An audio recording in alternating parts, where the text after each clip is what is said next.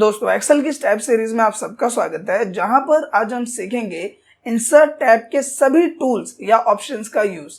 Last video में हमने home tab के सभी ऑप्शंस को देखा था एंड आप सबका थैंक यू कि आपने उस वीडियो में इतना ज्यादा प्यार दिखाया। आज के इस वीडियो में हम इंसर्ट टैब के जितने भी कैटेगरीज है, चाहे मैं बात करूं टेबल, इलस्ट्रेशन, एड इन्स, चार्ट्स, स्पार्क लाइंस या फिर और भी जो ऑप्शंस है, इन सभी को हम स्टेप बाय स्टेप समझेंगे। जितने भी टूल्स हैं उन सब पे हम अलग अलग प्रैक्टिकल देखेंगे और point two point with live example हम इसका यूज समझेंगे। सो मेक श्योर गाइस कि आप इस वीडियो को पूरा देखिए, क्योंकि जाहिर सी बात है कि ये जो वीडियो है वो थोड़ा सा लंबा होने वाला है और हो सकता है कि आप इस वीडियो में थोड़ा सा बोर भी फील करें, बट आपको इस वीडियो को पूरा डेडिकेट होके देखना है and I am telling you कि इस वीडियो को देखने के बाद इंसर्ट टैब आपको अच्छे से क्लियर हो जाएगा। सो मेक श्योर कि आप इस वीडियो को पूरा देखिए, क्योंकि जो वीडियो है वो आपके लिए बहुत ज्यादा इंपॉर्टेंट होने वाला है। तो बिना किसी देरी के शुरू करते हैं इस वीडियो को। तो नॉर्मली आ जाते हैं कंप्यूटर स्क्रीन पे और यहाँ पे शुरुआत करते हैं सबसे पहले ऑप्शन से, जो कि है पिवट टेबल। बात करें अगर हम पिवट टेबल की, तो ये एक one of the important option है एक्सेल का, क्योंकि इसका इस्तेमाल किया जाता है स्पेशली अलग अलग पैरामीटर पे रिपोर्ट तैयार करने के लिए। कहने का मतलब, मान लो आप यहाँ पे एक डेटा देख पा रहे हो जिसमें employee ID, name, age, state, department, काफी सारी चीजें हैं। तो यहाँ पे तो फिर भी डेटा हमने थोड़ा सा बना रखा है। जाहिर सी बात है जहां आप कंपनी में काम करोगे वहां पे डेटा इससे भी बड़ा होगा। अब ऐसे में क्या होता है कि हमें जो रिपोर्ट तैयार करनी होती है वो अलग अलग पैरामीटर पे होती है।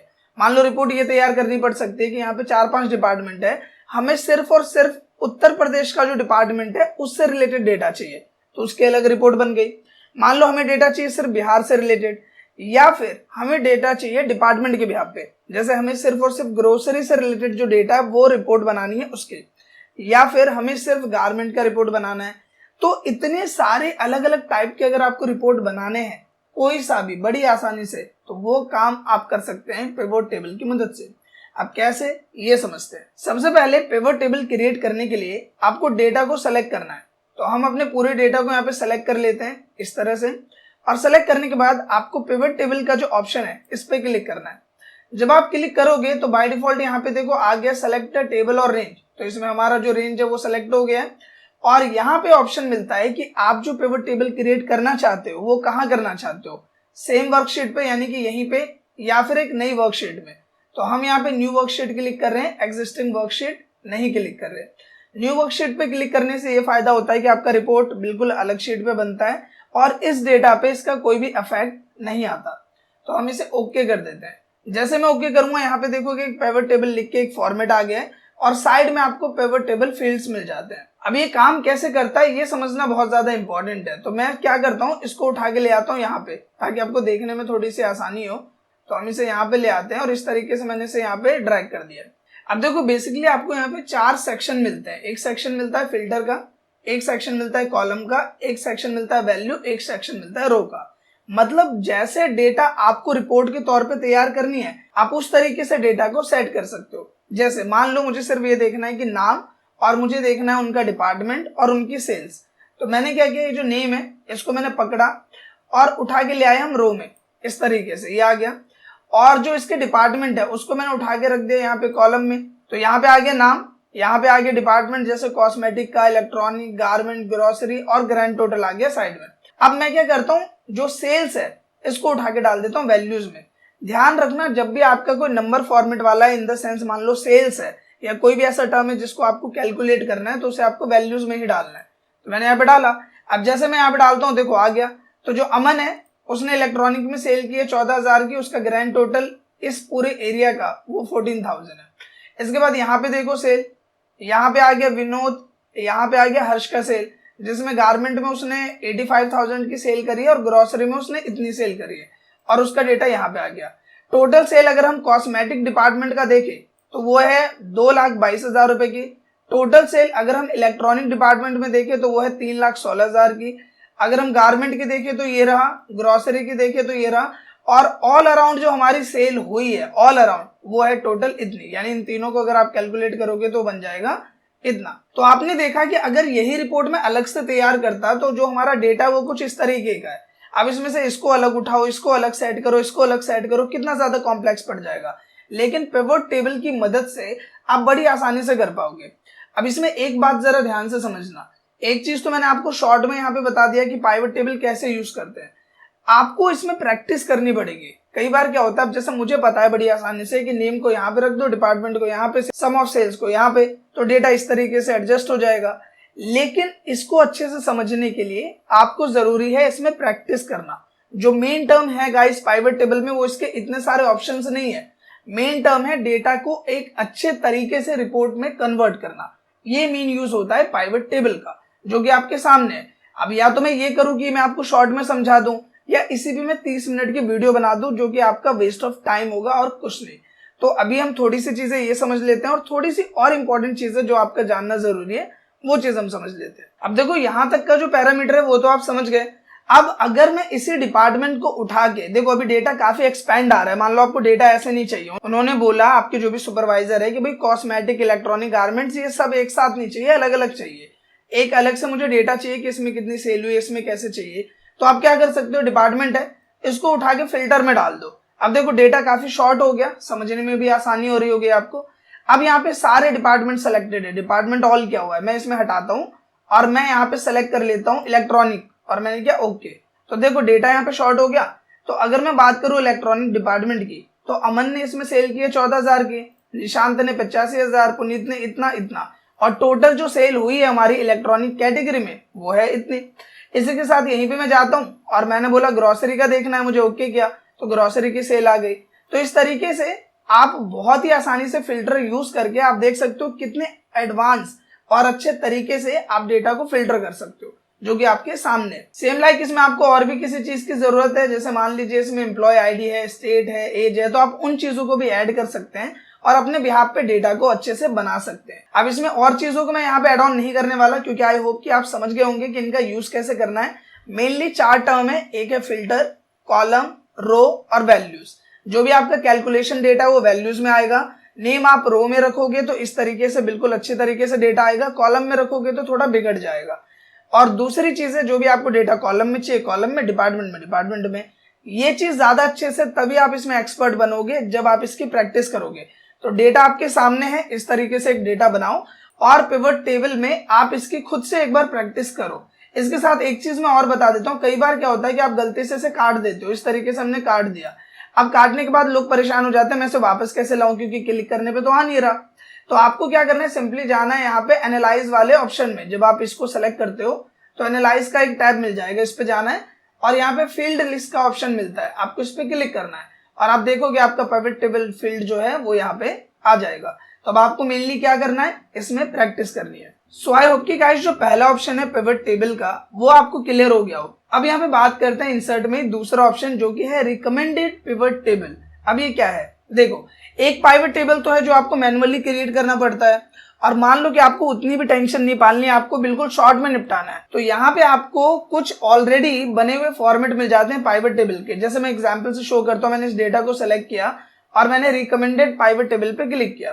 तो यहाँ पे देखो मुझे अलग अलग फॉर्मेट दिखा रहा है, एक फॉर्मेट दिखा रहा है ये वाला, एक फॉर्मेट दिखा रहा है ये वाला, या फिर मान लो ये वाला फॉर्मेट आप देख सकते हो, या फिर ये। तो अलग अलग फॉर्मेट है, जो आपको चाहिए आप सेलेक्ट करो और उसे ओके कर दो और आप देखेंगे कि उसका जो डेटा वो उस तरीके से कन्वर्ट होकर आ जाएगा। देखो यहाँ पे कैटेगरी आ गई डिपार्टमेंट्स की, कॉस्मेटिक, इलेक्ट्रॉनिक, ग्रोसरी, और यहाँ पे कितने एम्प्लॉय जो है जिन्होंने वर्क किया, 1, 4, 5, 5 और 4।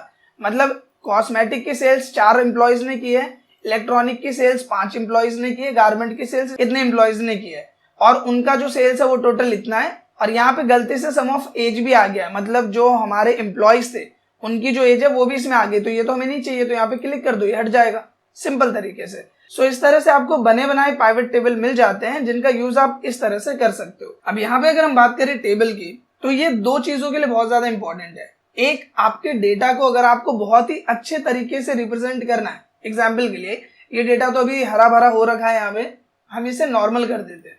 नॉर्मल क्या, बिल्कुल सिंपल। अब अगर मुझे इस डेटा को डेकोरेट करना है बहुत ही आसान तरीके से, तो वो ऑप्शन आपको मिल जाता है टेबल की मदद से।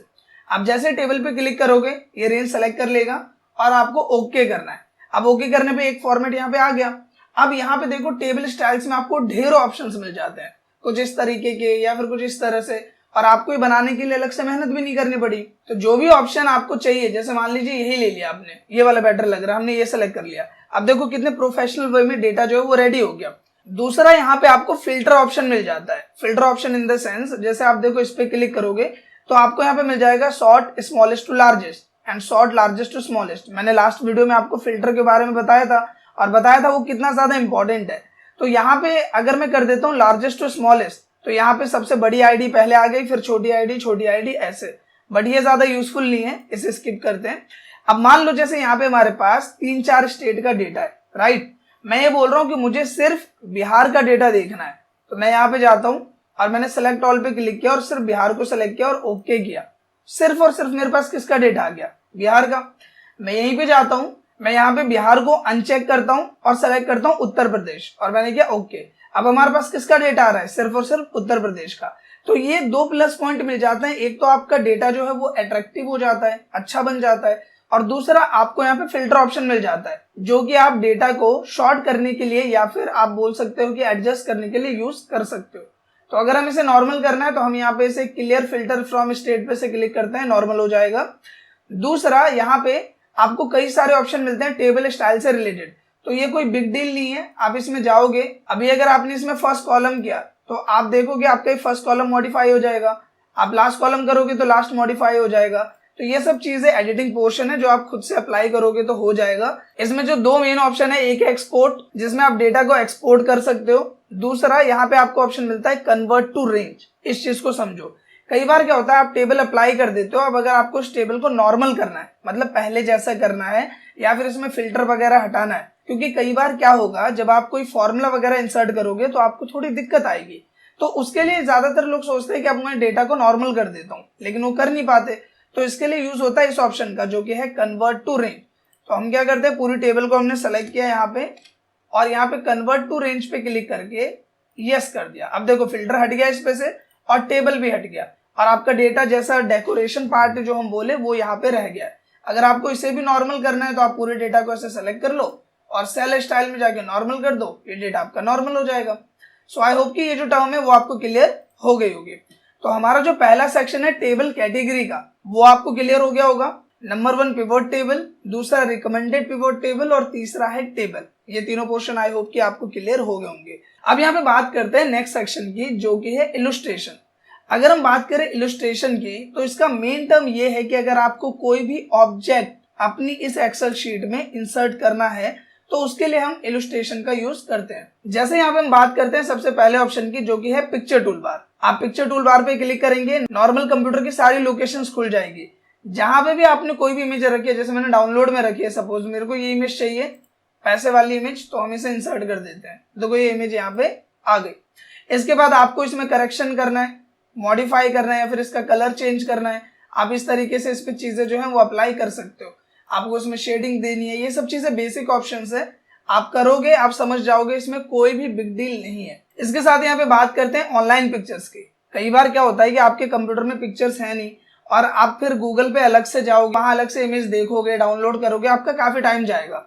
तो यहाँ पे क्या होता है कि एक्सेल में ही आपको ऑनलाइन पिक्चर्स का टूल दे दिया गया है जिसकी मदद से आपको कहीं और जाने की जरूरत नहीं है, यहीं पे क्लिक करना है और जो भी इमेज आपको चाहिए, मैं यहाँ पे जाता हूँ, मैं एक इमेज लिख देता हूँ। तो मैंने यहाँ पे इमेज लिख दिया नरेंद्र मोदी, मैंने ये डाल दिया और मैंने एंटर किया। अब एंटर करते के साथ आप देखोगे कि नरेंद्र मोदी से रिलेटेड इतनी सारी इमेजेस आपको मिल जाएगी। आपको किसी पे भी क्लिक करना है और इंसर्ट कर देना है और आप देखेंगे यहाँ पे इमेज आ गई। अब इमेज आ रही है काफी ज्यादा बड़ी, तो इमेज को सेलेक्ट करो, यहाँ पे जाओ, यहाँ पे भी 1 कर दिया मैंने और यहाँ पे भी 1 कर दिया और आप देखेंगे इमेज आ गई छोटी होके। अब अपने हिसाब से एडजस्ट कर लो। तो ये बहुत ही सिंपल तरीका है। बाकी आपको करेक्शन वगैरह अप्लाई करने हैं, आप सेलेक्ट करके इसे अप्लाई कर सकते हो। इन सभी ऑप्शंस में कोई भी बिग डील नहीं है। तीसरा यहाँ पे बात करते हैं शेप टूल बार की। अगर आपको कोई भी शेप अपनी इस एक्सेल शीट में एड ऑन करना है तो उसका ऑप्शन आपको मिल जाता है। जैसे मान लो मुझे चाहिए टेक्स्ट बॉक्स, मैंने ऐसे क्लिक किया और मुझे कुछ भी यहाँ पे लिखना है राजेश, तो ये आ गया एक टेक्स्ट बॉक्स की तरह।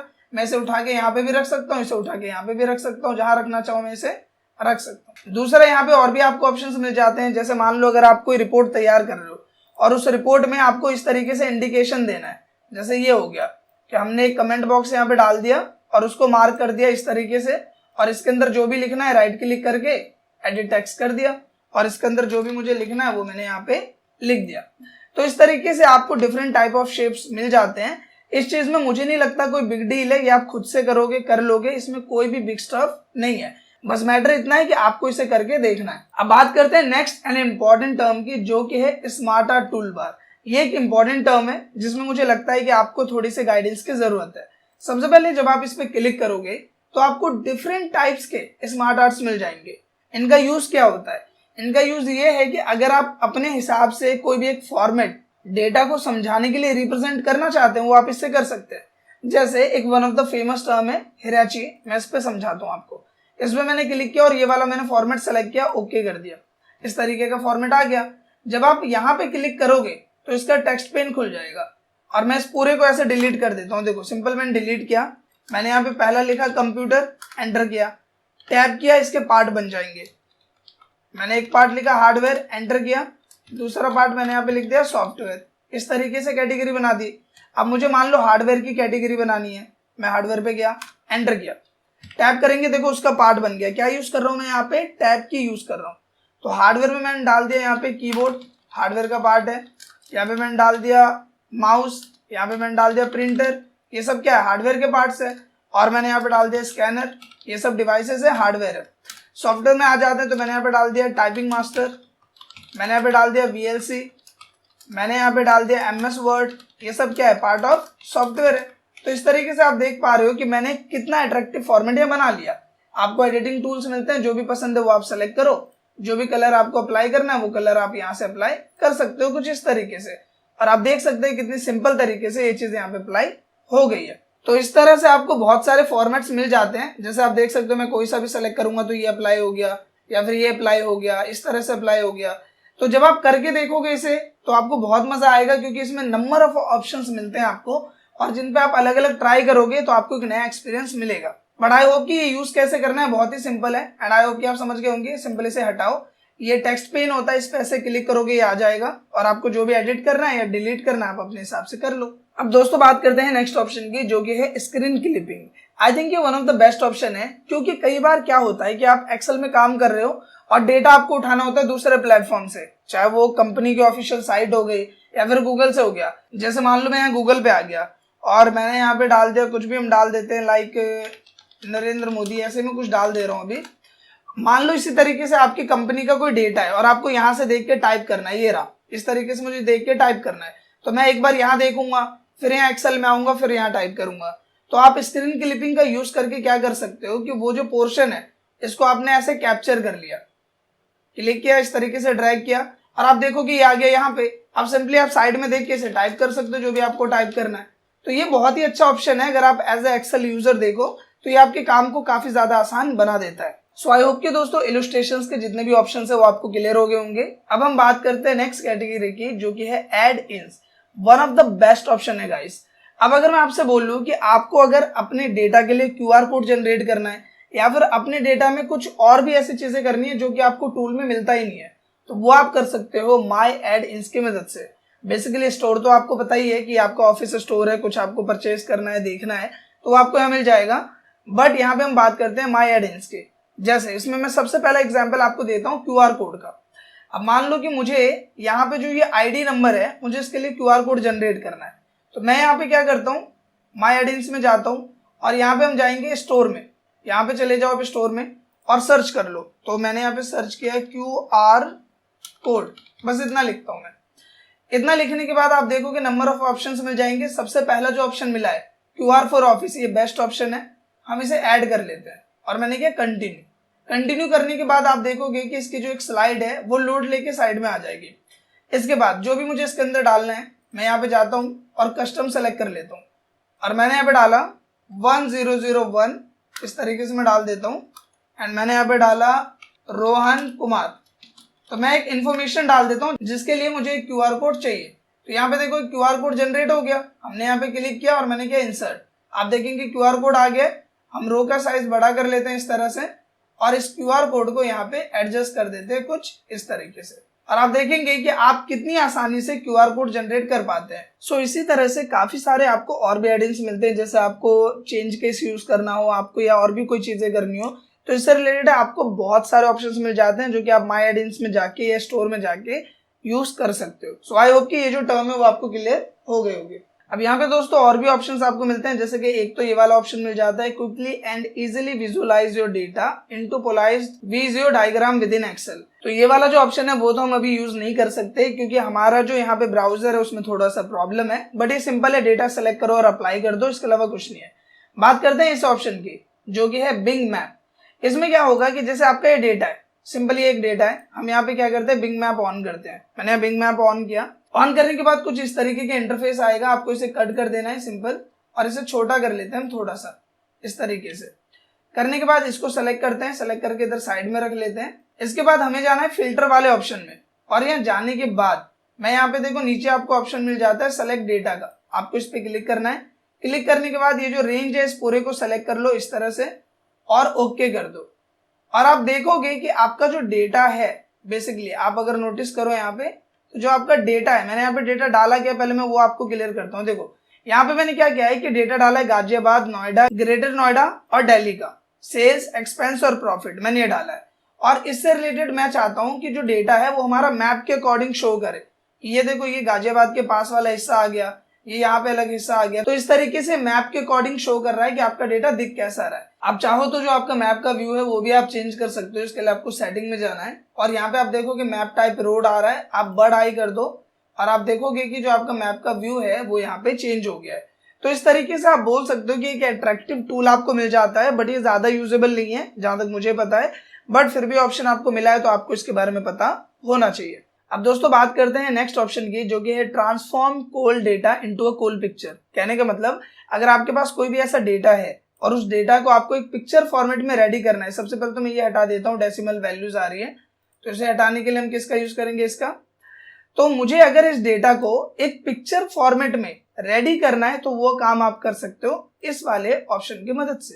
तो आपको डेटा को सेलेक्ट करना है, फिर इस पे क्लिक कर देना है।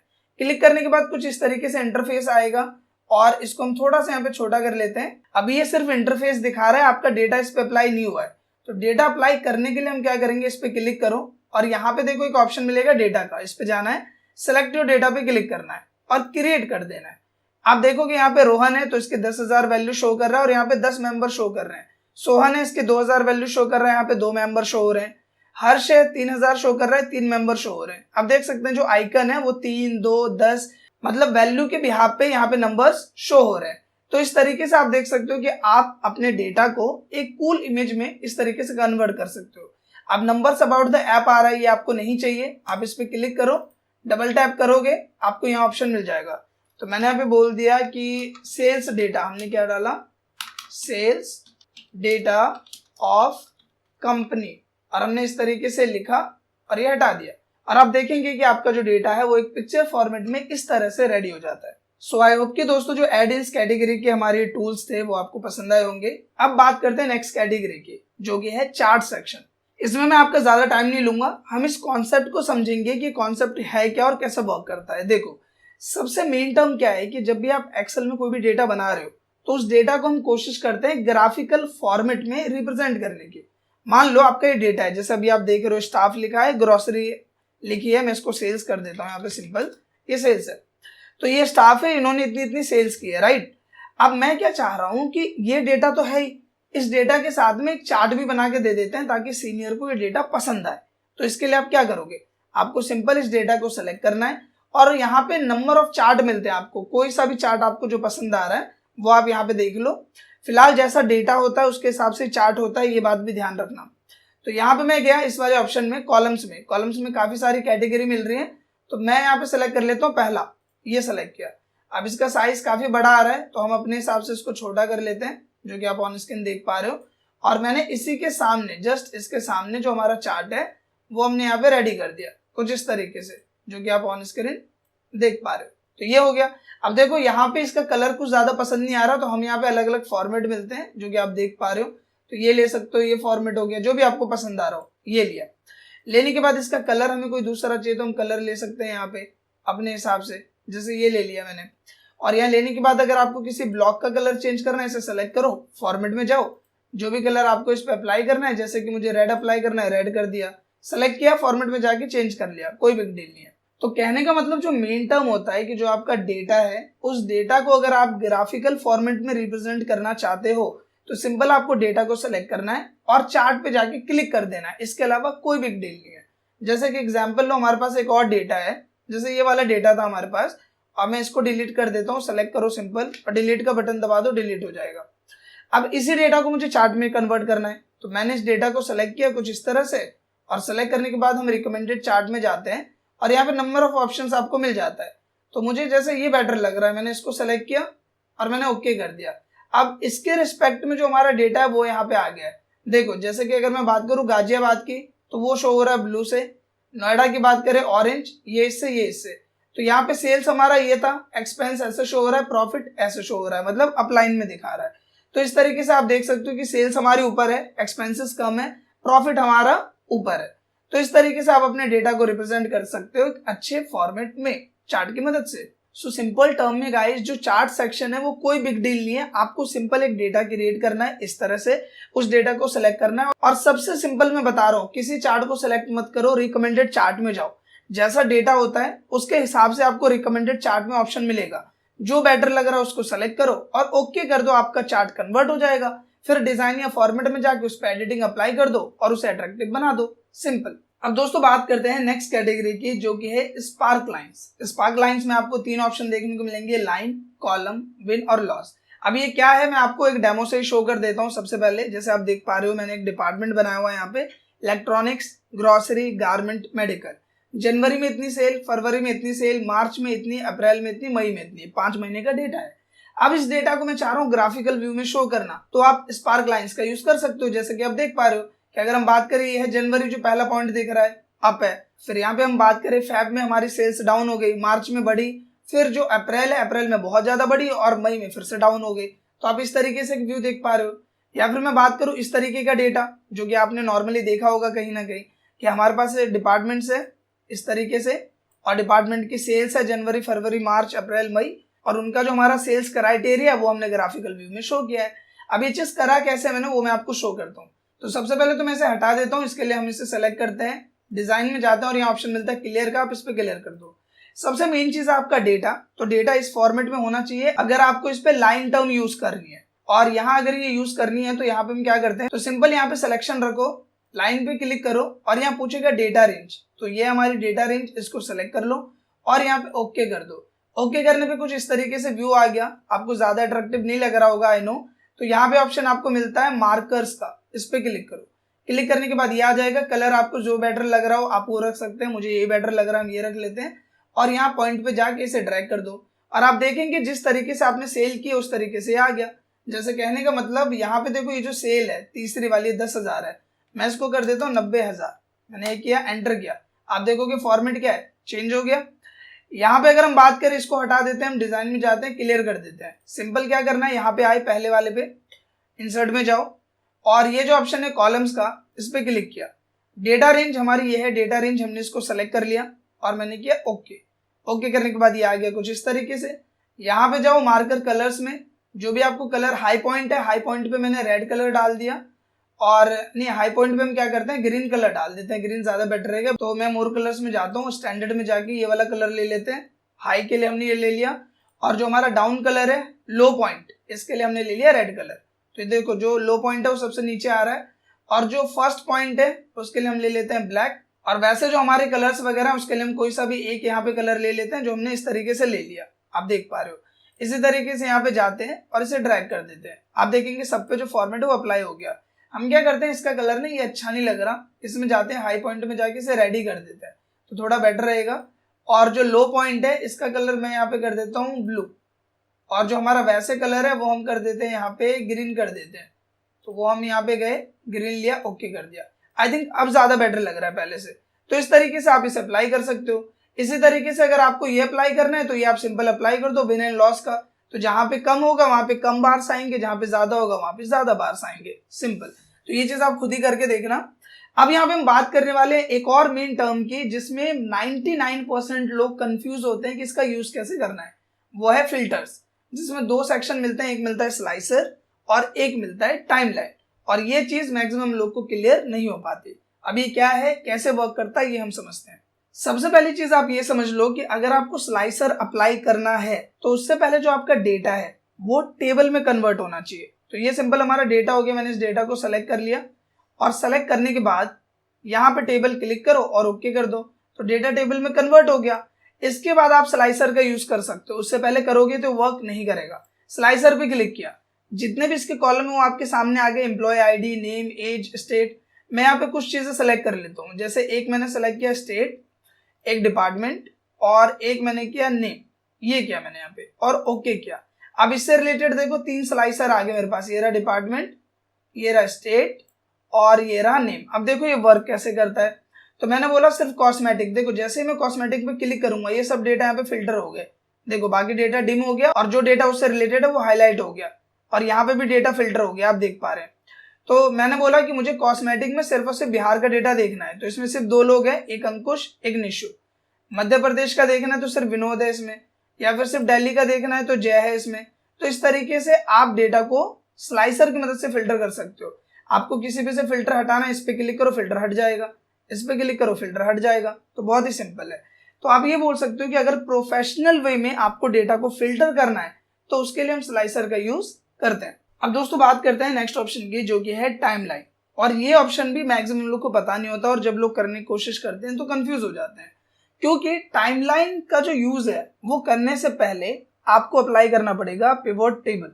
तो इसके लिए हम करेंगे क्या, अपने डेटा को हमने सिंपल सेलेक्ट किया इस तरह से और सेलेक्ट करने के बाद आपको पिवोट टेबल पे क्लिक करना है और आपको कर देना है ओके। आपका डेटा आ गया यहाँ पे।